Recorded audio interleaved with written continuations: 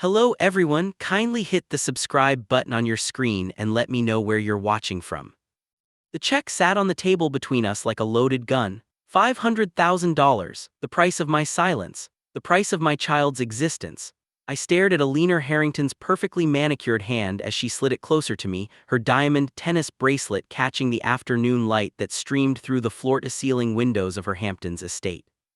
"This should be more than sufficient for you to relocate and start fresh," she said, her voice as crisp as her white linen suit. "Somewhere far away from New York, far away from my son." My throat constricted as I struggled to breathe. Just 6 hours earlier, I had been cleaning the marble bathrooms of this mansion, my secret safely hidden beneath the loose fabric of my uniform.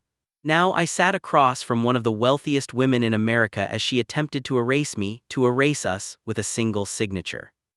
I placed a protective hand over my still flat stomach. "Mrs. Harrington, I didn't come here looking for money."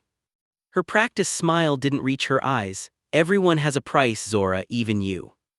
3 months ago, I wouldn't have been sitting at this table. 3 months ago, I was simply Zora Williams, 26-year-old graduate student working as a part-time housekeeper to pay for my master's degree in social work. 3 months ago, I hadn't yet fallen in love with Alexander Harrington, heir to the Harrington financial empire. And I certainly hadn't planned on carrying his child. "This isn't about money," I said, my voice steadier than I felt. "Alexander has a right to know." Alina's perfectly composed face hardened. "My son has a future that has been mapped out since before he was born. Harvard Business School, taking over the family firm, marriage to someone from a suitable family." She paused, her gaze traveling over my work uniform, lingering on my hands, rough from cleaning chemicals. "That future does not include the child of a maid." The word maid sliced through me, not graduate student, not woman, maid. In her eyes, that was all I would ever be. "What makes you think Alexander will agree with you?" I challenged, though my heart pounded against my ribs. We'd only been together for 6 months, our relationship a secret stolen in moments between his visits home and my cleaning shifts. But what we had was real, wasn't it? Alina's laugh was like ice cracking. "Oh, my dear, who do you think suggested this arrangement?" The room tilted, my vision blurred at the edges as her words sank in. No, she was lying. Alexander had whispered plans against my skin in the darkness of his childhood bedroom, plans about a future, about someday, about eventually telling his family about us when the timing was right. "I don't believe you," I whispered. Alina's expression softened into something almost like pity. "Call him if you like, but understand this, the Harringtons protect their own. This check is my offer today, it won't be on the table tomorrow." She rose gracefully, signaling our meeting was over. "The baby deserves better than a life of being unwanted by its father and scorned by society. This money ensures you both have a fresh start. Isn't that what a mother would want for her child?" As she walked away, her heels clicking against the marble floor, I remained frozen, staring at the check with the amount that could change my life, that could give my child opportunities I never had growing up in my struggling neighborhood in the Bronx. But at what cost? My phone felt heavy in my pocket. Alexander hadn't answered my calls since I'd texted him about the pregnancy test 2 days ago. What if Alina was telling the truth? Outside the massive bay windows, I could see the gardener's pruning roses worth more than my monthly salary. Beyond them, the Atlantic Ocean stretched endlessly, reminding me how small I was in this world of wealth and privilege that had momentarily let me in and was now showing me the door. I placed my hand on my stomach again and made a silent promise to the life growing inside me. Whatever happened next, whatever choice I made, it would be for us, not for the Harringtons, not for their money, not for their approval. The sun was setting as I left the mansion, the check still on the table, my decision hanging in the balance. What would I do? Take the money and disappear? Fight for Alexander to acknowledge our child? Or forge my own path, refusing both their charity and their scorn? I had until tomorrow to decide. Hello everyone, before I continue, please hit the subscribe button, thank you. The subway rattled beneath me as I headed back to my apartment in the Bronx, Alina's words echoing in my mind. The fluorescent lights flickered overhead, illuminating faces lost in their own worlds, none of them carrying the burden I now shouldered. "Who do you think suggested this arrangement?" My fingers trembled as I pulled out my phone for the 20th time that day. Still no response from Alexander. I scrolled through our text history, seeking reassurance in the blue bubbles filled with promises and declarations of love. "I've never met anyone like you, Zara," he'd written just 3 weeks ago. "You see the real me, not the Harrington heir." I closed my eyes, remembering the first time we'd spoken. I'd been changing the sheets in one of the guest rooms when he walked in, home unexpectedly from a business trip. "I'm sorry," I'd said, flustered, gathering the linens. "I'll come back later." But instead of dismissing me, he'd smiled, that crooked smile that made his serious face transform. "No rush, I'm Alexander, by the way, not Mr. Harrington Jr. or whatever my mother probably told the staff to call me." "Zora," I'd replied simply, against my better judgment. What had followed was a slow-burning connection that defied the boundaries of our worlds. Conversations about books when I thought no one was watching me organize the library. Debates about social policy when I admitted I was studying social work. Late-night discussions in the kitchen when insomnia drove him downstairs and my evening shift was ending. The subway jerked to a stop, snapping me back to reality. I exited at my station, climbing stairs to the street level where the humid July air clung to my skin. My apartment building loomed ahead, not dilapidated, but certainly not the kind of place a Harrington would ever set foot in. My roommate Aisha looked up from her nursing textbooks when I entered. One glance at my face told her everything. "It didn't go well," she stated, closing her book. I sank onto our second-hand couch. His mother offered me $500,000 to disappear. "Holy shit," Aisha whispered, eyes widening. "What did you say?" I left the check on the table, for now. She moved beside me, her weight creating a familiar depression in the worn cushions. "And Alexander?" I shook my head, tears finally breaking free. "She claims it was his idea, he still won't answer my calls." "Men are trash," Aisha declared, wrapping an arm around my shoulders. "Even rich ones, especially rich ones." "What if she's lying?" I wiped my eyes. "What if he doesn't know what she's done?" Aisha's expression softened. "Zora, you've always seen the best in people, it's your superpower and your curse."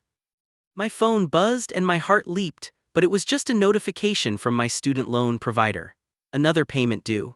The irony wasn't lost on me. Here I was, turning down enough money to erase my debt and secure my child's future, all on the hope that a man born into billions might actually stand by me. "My grandmother would slap me silly if she knew I left that check behind," I said with a hollow laugh. "Your grandmother would be proud you didn't let anyone buy your dignity," Aisha corrected. "But she'd also want you to be practical." I thought of my grandmother who'd raised me after my parents' death, working 3 jobs to keep us afloat.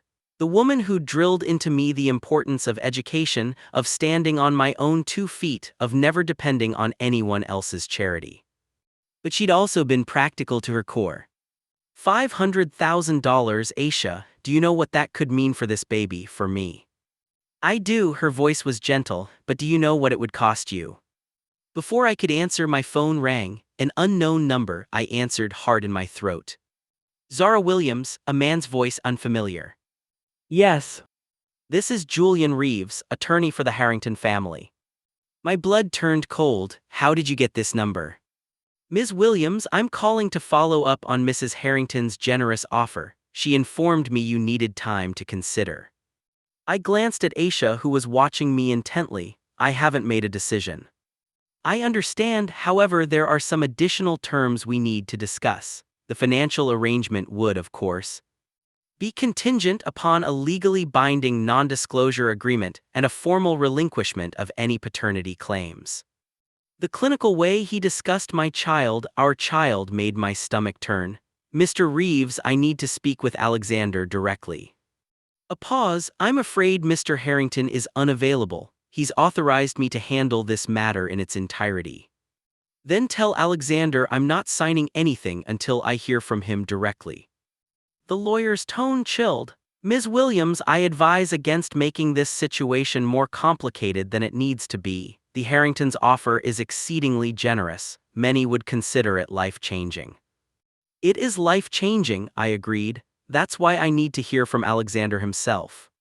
"Very well, I'll relay your message, but please understand the terms of this offer are time-sensitive. Mrs. Harrington expects your answer by noon tomorrow."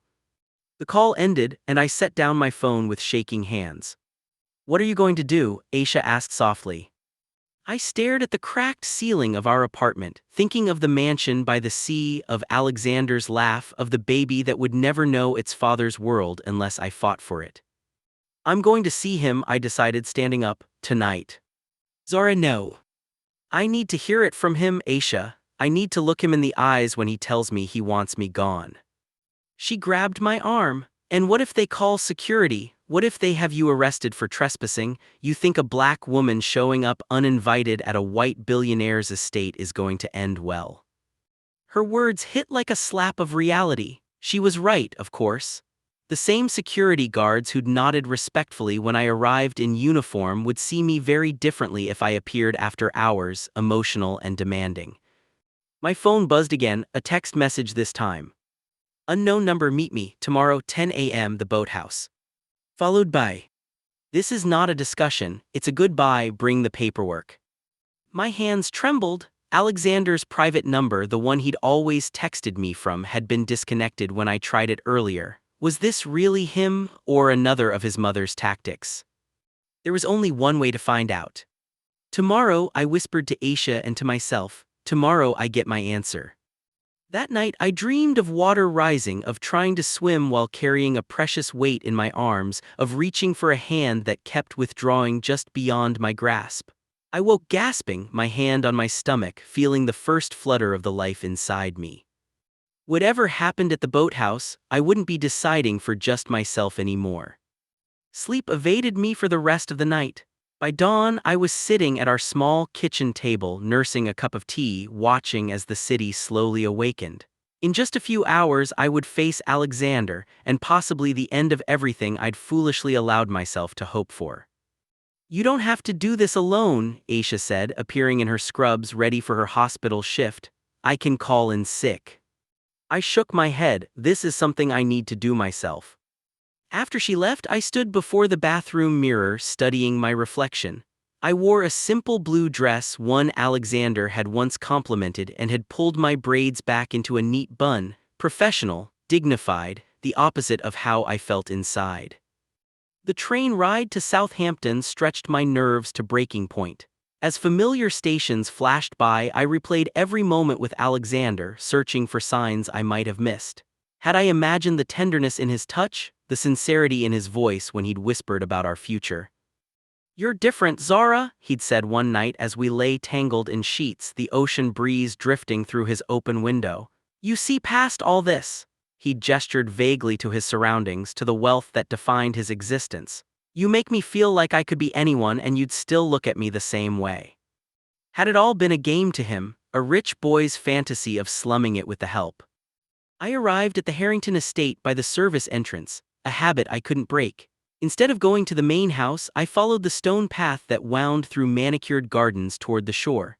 The boathouse sat at the end of a long dock, a charming structure of weathered cedar and glass that housed the family's collection of sailboats and water equipment.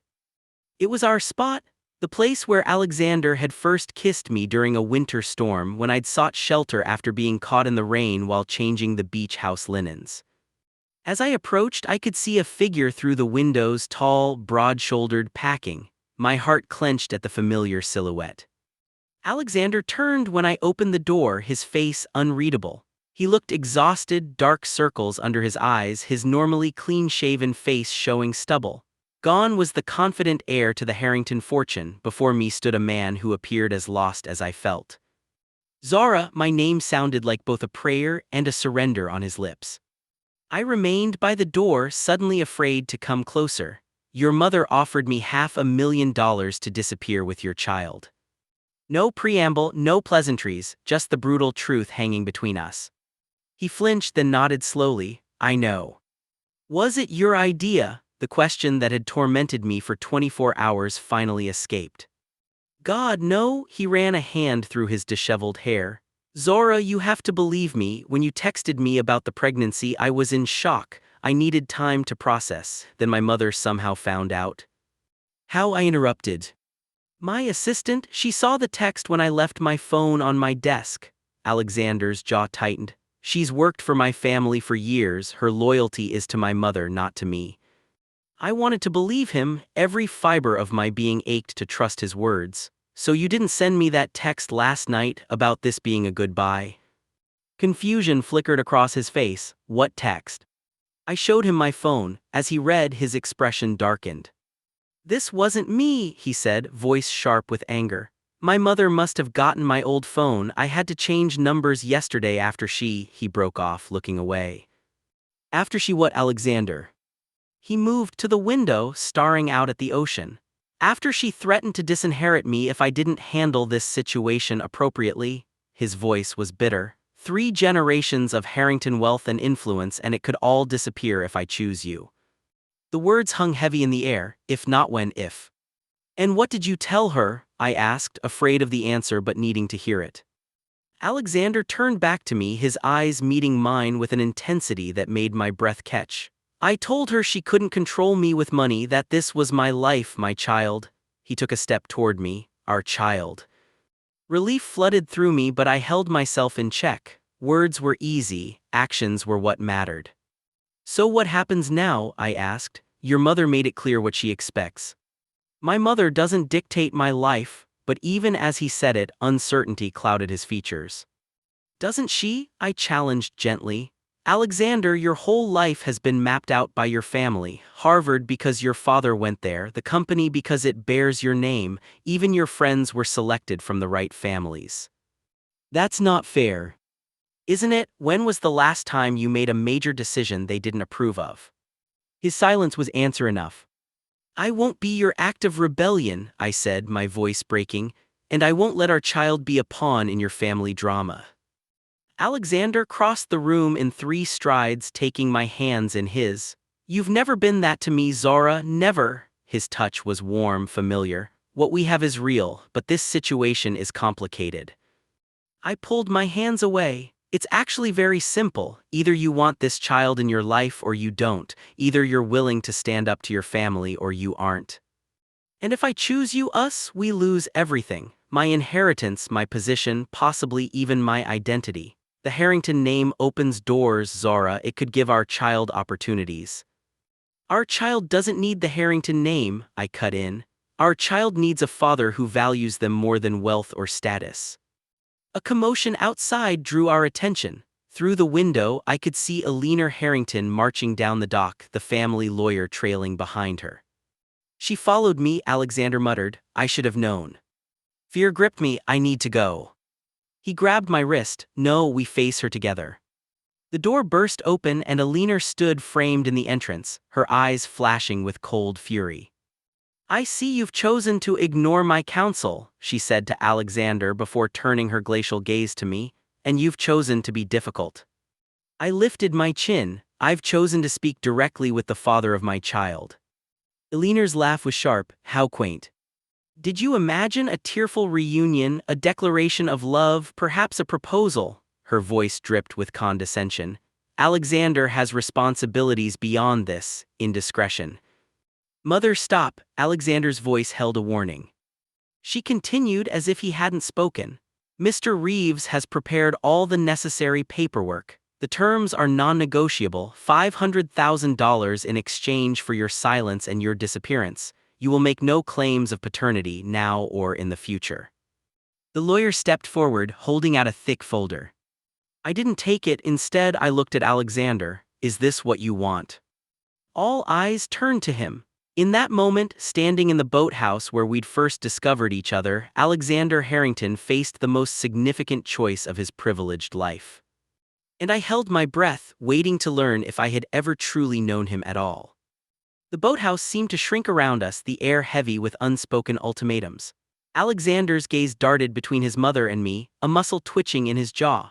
In that suspended moment, I saw his internal struggle written across his face, the weight of generations, of expectation, of privilege warring with something newer and more fragile. This isn't how we're doing this, he finally said, his voice quiet but firm. Mother, I asked you to give me time. Eleanor's perfectly lined lips thinned. Time is a luxury we don't have. The Hamilton merger meeting is next week. The Pearsons' daughter will be at the charity gala on Friday. Your entire future, our family's future, hangs in the balance while you indulge in this distraction. I flinched at the word. Distraction. As if my life, my child, were merely an inconvenient interruption in the Harrington dynasty's carefully orchestrated plans. Zora is not a distraction, Alexander said, moving to stand beside me. And this child is not a problem to be solved with your checkbook. Hope fluttered in my chest like a caged bird. I didn't dare breathe. Don't be naive, Alina snapped. You think this is a fairy tale, the billionaire and the maid? Her eyes raked over me dismissively. You'll be bored in 6 months and she'll be bitter in a year, but by then the damage to your reputation, to our business, will be done. That's enough, Alexander warned, his hand finding mine. Alina's gaze dropped to our intertwined fingers, disgust flashing across her features. You would throw away everything your father built, everything your grandfather sacrificed for, over a momentary infatuation? Not momentary, he replied, and not infatuation. The lawyer cleared his throat uncomfortably. Perhaps we could discuss this privately as a family. Ms. Williams is carrying my grandchild, Alina interrupted icily. Biologically speaking, she is family, though that's as far as it goes. She turned back to her son. Alexander, be reasonable. We can provide for the child discreetly, a trust fund, the best education, even visitation eventually when things have settled, but this relationship is impossible. Alexander's grip on my hand tightened. I don't accept that. For the first time, uncertainty flickered across Alina's composed face. What are you saying? I'm saying no, he stated, each word deliberate. No to your check, no to your conditions, no to pretending my child doesn't exist to make the board members comfortable. My heart soared, but Alina wasn't finished. Then you leave me no choice, her voice was deadly calm. Julian, the papers. The lawyer produced another document from his briefcase. This is a revision to the Harrington Family Trust, effective immediately. It removes Alexander as primary beneficiary and corporate successor if he pursues this relationship. Alexander paled, but his stance didn't waver. You're bluffing, Dad would never agree to this. Your father signed it this morning, Alina countered. He was disappointed but practical. The Harrington legacy is bigger than any one person's indiscretions. I felt Alexander's hand tremble in mine, and my momentary elation crashed back to earth. This wasn't just about money. It was about identity, purpose, his entire sense of self. I'd known Alexander for less than a year, but I understood how deeply his family's expectations were embedded in his psyche. Alexander, I said softly, you don't have to decide right now. This isn't fair to you. He looked down at me, conflict etched in every line of his face. It isn't fair to you either. Alina seized the opening. Listen to her, Alexander. Take time to consider what you're risking, what you're asking her to risk. Her voice softened, becoming almost maternal. A child deserves stability, not controversy, not photographers hounding them, not tabloid speculation about their parentage, not the burden of being the scandal that toppled the Harrington empire. I felt the weight of her words sink into my consciousness. She was manipulative, yes, but not entirely wrong. What kind of life would our child have, caught between these two worlds, always under scrutiny, always having to justify their existence? I need a moment, Alexander said hoarsely, releasing my hand. Alone. He walked to the far end of the boathouse, staring out at the water. Alina remained by the door, the lawyer an uncomfortable shadow beside her. I stood in the middle, physically embodying the position I held in this conflict, caught between worlds, belonging fully to neither. The silence stretched, broken only by the gentle lapping of waves against the dock. Finally, Alexander turned back to us, his expression unreadable. You win, Mother, he said, his voice hollow. I'll sign whatever you want. The floor seemed to drop from beneath me. After everything we'd shared, after his declarations just minutes earlier, how quickly he had folded. Alina didn't smile, didn't gloat, she merely nodded as if the outcome had been inevitable. A wise decision. On one condition, Alexander continued, the settlement to Zora is doubled, 1 million, not 500,000. I gasped. Alexander. It's not enough, he said, unable to meet my eyes. It's nowhere near enough, but it's what I can do right now. Alina considered for a moment, then nodded to the lawyer. Amend the agreement, 1 million with the same confidentiality terms. No, I said, finding my voice, no amount is acceptable. All three looked at me in surprise. Zora, be sensible, Alexander pleaded. This is the best outcome for everyone, especially the baby. The best outcome? I echoed in disbelief. Being paid to disappear, having my child grow up never knowing their father, that's your idea of the best outcome. It's the most practical solution, Alina interjected smoothly. I turned to face her directly. Mrs. Harrington, with all due respect, I don't want your money, I never did. Everyone has a price, she repeated her words from yesterday. Not me, I stated firmly, not for this. I walked to the door, pausing beside her. I came here hoping Alexander would prove you wrong about him. I guess we were both mistaken. Alexander called after me as I stepped onto the dock. Zora, wait, you can't just walk away from this, think about the baby. I turned back one last time. I am thinking about our baby, I'm thinking they deserve a father who fights for them, not someone who can be bought off by his mother. Alina's composed expression finally cracked. You foolish girl, you're throwing away security for pride. No, Mrs. Harrington, I'm choosing dignity over shame. I'd rather my child grow up with nothing but know they weren't a secret to be hidden away. I walked away then, my back straight, tears threatening but not falling. Behind me I could hear Alexander calling my name, his voice growing fainter as I increased my pace.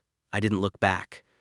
4 months passed. My belly grew along with my determination. I finished my master's thesis, landed a job at a community center in the Bronx, and prepared for single motherhood with Aisha's unwavering support. No lawyers called, no checks arrived. The Harringtons had apparently accepted my rejection of their offer. Until one rainy November evening, when a knock came at my apartment door. I opened it to find Alexander standing there, soaking wet, looking nothing like the polished heir I'd known. His designer clothes had been replaced by worn jeans and a simple sweater. His hair was longer, less perfectly styled. But it was his eyes that had changed the most, the entitled confidence replaced by something humbler, more vulnerable. Zora, he said simply. My hand instinctively went to my rounded belly. What are you doing here?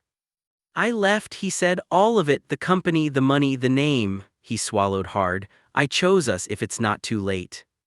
I stood frozen in the doorway, my mind reeling with questions. Had he really walked away from everything? Why now, after months of silence, could I trust this sudden appearance, this dramatic gesture? And most importantly, was I willing to risk my heart and my child's heart on Alexander Harrington one more time? Rain pelted the narrow hallway behind Alexander, creating a symphony of urgency against the building's metal fire escape. For several heartbeats, we remained frozen, him standing on the threshold of my world, me guarding the entrance, my hand still protectively cradling the swell of our child. May I come in? He finally asked, his voice lacking the assured confidence I remembered. Wordlessly, I stepped aside, my mind racing with questions I wasn't sure I wanted answered.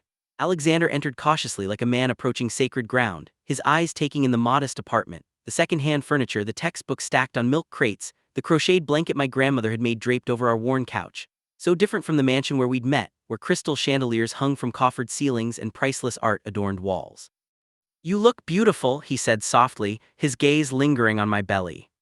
What are you doing here, Alexander? I repeated, crossing my arms. It's been 4 months. He ran a hand through his damp hair, raindrops sliding down his neck. I know, I should have come sooner. You shouldn't have come at all, I countered, even as my traitorous heart leapt at his presence. You made your choice in that boathouse. I made the wrong choice, he said simply, the worst mistake of my life. I laughed bitterly. And now you want what? Forgiveness? A second chance? The ability to dip in and out of your child's life whenever it's convenient for you? I want to be here, he said, his voice gaining strength, every day for both of you. Until your mother makes another threat, until the reality of living without your privilege becomes too difficult. Alexander's jaw tightened. I haven't spoken to my mother since that day, Zora. I walked off that dock and straight to my father's study. I told him everything, how we met, how we fell in love, how his wife tried to buy you off. A flicker of surprise must have shown on my face. My father's many things, but he's not heartless, Alexander continued. He was disappointed, yes, angry about the secrecy, but when I told him I wanted to acknowledge my child to be a real father regardless of the cost, his voice caught. He said he respected my decision even if he couldn't publicly support it. So what happened? Why did it take you 4 months to show up at my door?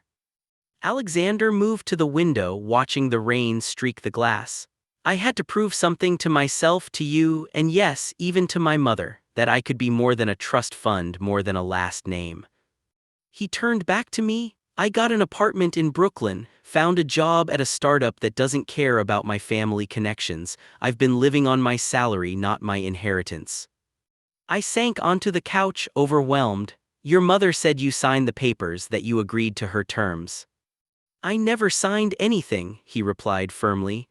After you left, I told her the deal was off, that I would never deny my child. She lied to me. The realization shouldn't have surprised me, yet somehow it did. She tried to lie to me too, Alexander said, taking a tentative seat beside me. Called the next day claiming you'd taken the money after all, that you'd left New York. My eyes widened, but you didn't believe her. He shook his head. I came to your apartment that night, saw the lights on, knew you were still here. His expression turned pained. But I couldn't bring myself to come up, not until I had something real to offer you, something that wasn't tied to the Harrington name or fortune. So you just, watched from afar, let me think you'd abandoned us. I left letters, he said quietly, 3 of them in your mailbox downstairs. My breath caught. The building's mail system was notoriously unreliable. Packages disappeared, letters were delivered to the wrong apartments. I never received any letters. Alexander's face fell. I thought you were ignoring me, that you'd decided you wanted nothing to do with me. And yet you came tonight anyway, I observed. I saw you yesterday, he admitted. At the farmer's market on 161st, you were buying apples and laughing with some woman. Aisha, my roommate. He nodded. You looked so beautiful, so at peace. I almost walked away again, but then you turned and the sunlight caught your face and I just couldn't stay away any longer. He swallowed hard. Even if you send me away tonight, I needed you to know the truth. The rain had intensified outside, mirroring the storm of emotions within me. Part of me wanted to throw him out to protect myself from the possibility of being hurt again. But another part, perhaps the braver part, wanted to believe him. How do I know this isn't just another moment of weakness? I asked. How do I know you won't run back to your world when this one gets too hard? Because that world isn't mine anymore, he said gently. The past 4 months have taught me what really matters, Zora, not stock portfolios or family legacy, but waking up with purpose, creating something meaningful. His eyes held mine, being worthy of the love I threw away. And your mother's? His expression hardened. She's made her position clear. I'm welcome to return to the fold if I come to my senses. Until then, I'm effectively cut off. So you've given up everything, I whispered. For a child you've never met and a woman who walked away from you. No, he corrected softly. I've given up what never truly belonged to me to fight for what actually matters. A powerful kick from within interrupted us. I gasped, grabbing Alexander's hand instinctively and placing it on my belly. His eyes widened as he felt the movement, the tangible evidence of the life we'd created. Is that? I nodded, unable to speak as I watched wonder transform his face. In that moment, with his hand on my belly and tears gathering in his eyes, the walls I'd built around my heart began to crack. Hello in there, he whispered to my stomach. I'm your dad, I'm sorry I'm late. The simple words unleashed something in me, tears I'd been holding back for months spilled down my cheeks. You hurt me, Alexander, you let me walk away. I know, he said, his own voice thick with emotion.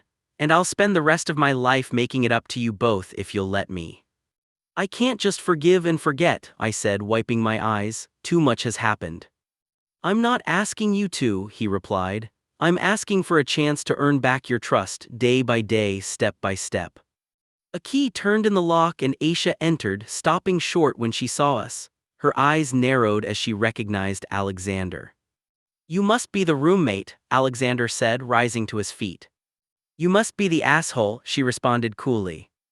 Despite everything, I laughed. Aisha, this is Alexander. Alexander, meet the woman who's been holding me together for the past 4 months. Then I owe you a debt I can never repay, he said sincerely. Aisha's expression remained skeptical. Are you back for good or just visiting your conscience? I hope to be back for good, he answered, looking at me. But that's not my decision to make. Aisha studied him for a long moment, then turned to me. I'm going to Miranda's for the night, call me if you need me. The subtext was clear, call me if you need me to come home and help kick him out.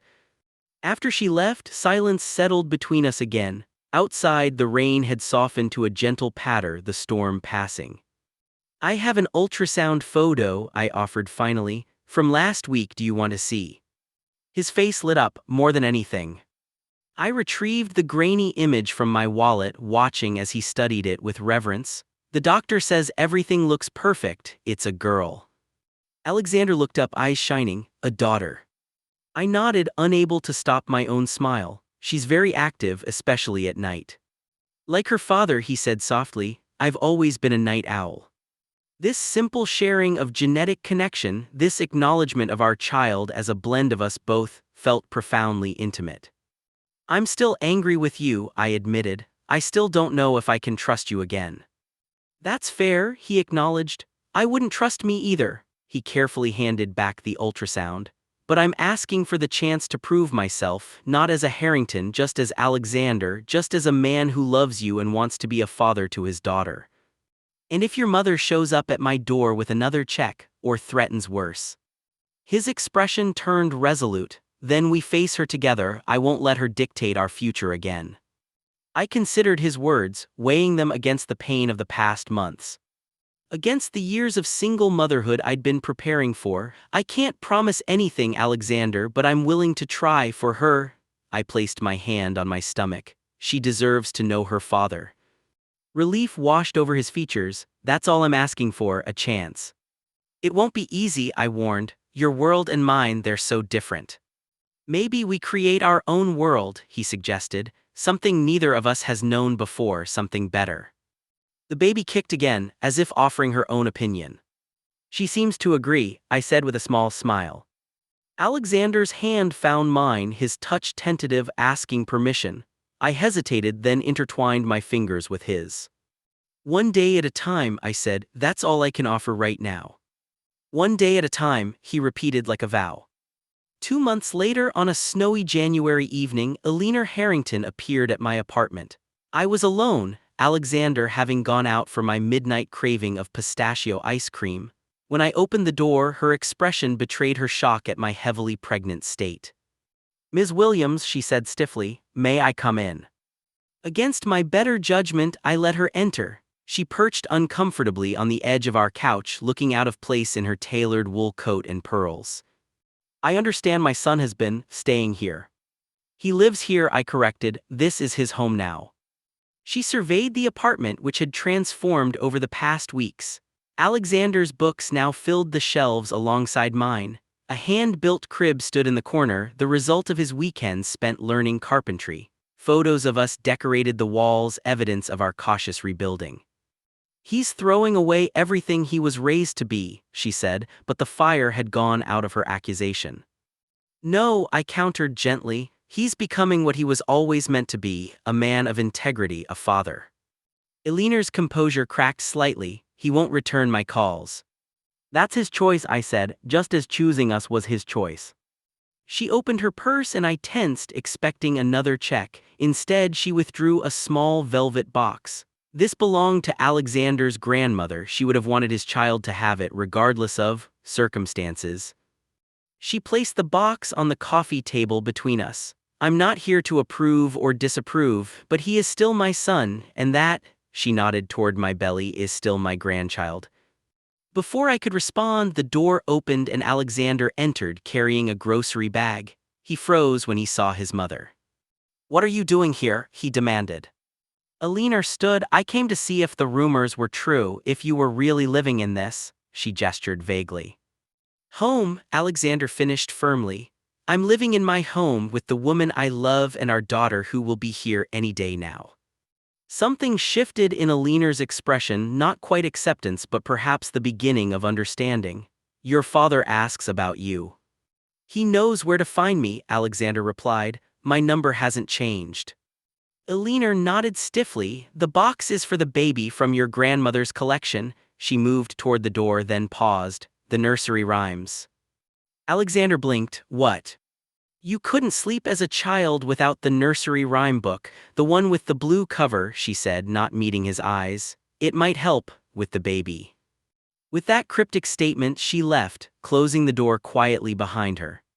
Are you okay? I asked Alexander, who stood motionless, ice cream melting in its bag. She came without lawyers, he said wonderingly, without threats. Maybe it's a start, I offered. He set down the groceries and came to me, placing both hands on my rounded belly. Or maybe it's just her realizing she can't control everything, that some things are more powerful than the Harrington name or fortune. Like what? I asked, covering his hands with mine. Like this, he said simply, leaning down to kiss me, like us. 3 days later, in the early hours of a crystal-clear morning, our daughter was born, 7 pounds, 4 ounces of perfect, screaming life. Alexander wept as he held her for the first time, this man who had walked away from millions to be in this sterile hospital room, wearing faded jeans and a t-shirt stained with my tears and sweat. We named her Maya after my grandmother, Maya Grace Williams Harrington, a bridge between worlds. As Alexander placed her in my arms, I saw in his eyes the same revelation that had slowly grown in me over these months of cautious reconciliation, that sometimes the most valuable things come disguised as impossible choices, that sometimes losing everything you thought you wanted makes room for everything you truly need. That sometimes the most unlikely love stories are the ones most worth fighting for. Thank you for joining Zora, Alexander, and baby Maya on this emotional journey. I hope their story touched your heart as much as it did mine. What did you think of this final chapter? Were you moved by Alexander's transformation? Did Alina's small step toward acceptance surprise you? Subscribe now for more emotional stories that explore love, family, and the choices that define us. Leave your thoughts in the comments below. I can't wait to hear from you.